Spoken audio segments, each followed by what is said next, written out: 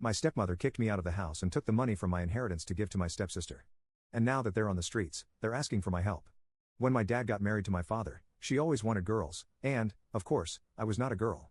So when my stepsister was born, who was not only planned but also a girl, and according to my parents, she should be protected at all costs. This meant that my stepsister could do anything at home, including taking my things, my money, destroying my homework, breaking my toys, etc. Whenever I complained to my parents, they simply told me to stop being spoiled and ended up punishing me. Because of this, I ended up getting used to it and just let everything happen. Of course, it bothered me, but my schoolmates knew about the situation and ended up helping me by hiding the money I saved in their homes or toys I bought. However, one of the worst things that happened due to my parents' behavior was when my grandfather passed away. Unlike my parents, my grandfather liked me a lot. I loved spending weekends at his house, and for me, he was my real father. When he passed away, he left me a significant amount of money, but more importantly, he left several properties he had for me. This happened during my adolescence, and I was happy that he gave me these properties since it meant that when I turned 18, I would have a place to go and finally escape from my family. However, as I was still a teenager, my family was supposed to be the legal guardians of the properties until I turned 18. But contrary to what I thought, when I turned 18, they told me they had already sold all the properties to give the money to my stepsister, and I couldn't do anything about it. My father is a lawyer, and if I tried to report them, they would just make up something, and nothing would happen. That said, they kicked me out of the house. It was a very difficult time in my life. I had to stay on the streets for weeks until I finally confessed my situation to a school friend, and he agreed to shelter me in his home. I had to work and give him a portion of my salary, but honestly, I am very grateful, and I know that if it weren't for him, I probably wouldn't even be here today. After that, for the first time, my life was improving. After studying hard, I managed to pass a local government exam and got a job that paid enough for me to finally move into my own house. I got a girlfriend, got promoted at work, and so far, my life was perfect. Until one day, I heard a doorbell.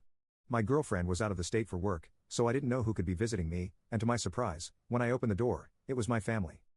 I hadn't seen them since I was kicked out of the house, so it was definitely a surprise. Before I could say anything, they told me I should give them about $5,000. After recovering from the shock, I asked why I should do that, and they said I should give it because it was my duty. After hearing that, I just laughed and tried to close the door, leaving them talking alone. But my father noticed and changed his tone, saying that they needed my help. They said they had no more money, and due to my stepsister's excessive spending, they had to sell the house to pay off debts. They were asking me for $5,000 because, according to them, they were going to move to one of the houses my grandfather left for me, but they didn't have money for the trip.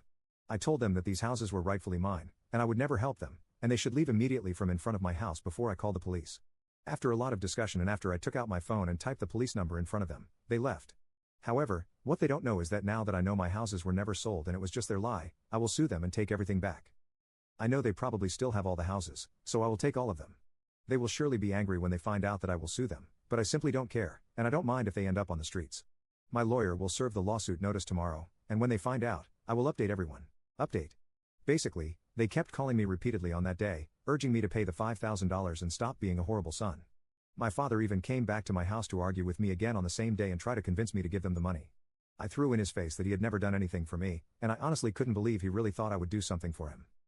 For some reason, after this comment, he seemed genuinely offended and said I was ungrateful and then left. However, their reaction when they found out about the lawsuit was priceless. I think they all found out at the same time because I started receiving messages from all of them calling me names, saying that I was trying to steal from them what was rightfully theirs, etc.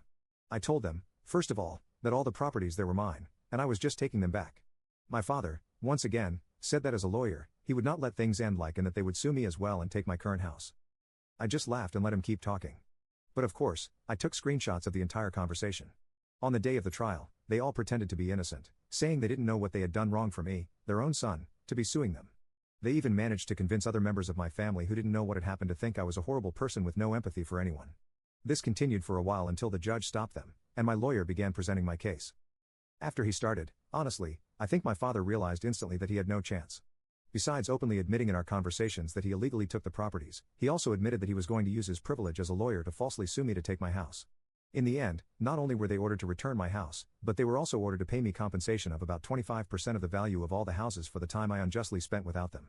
Additionally, another case was opened by the government to investigate my father and potentially revoke his license to practice law since he had been extremely unethical.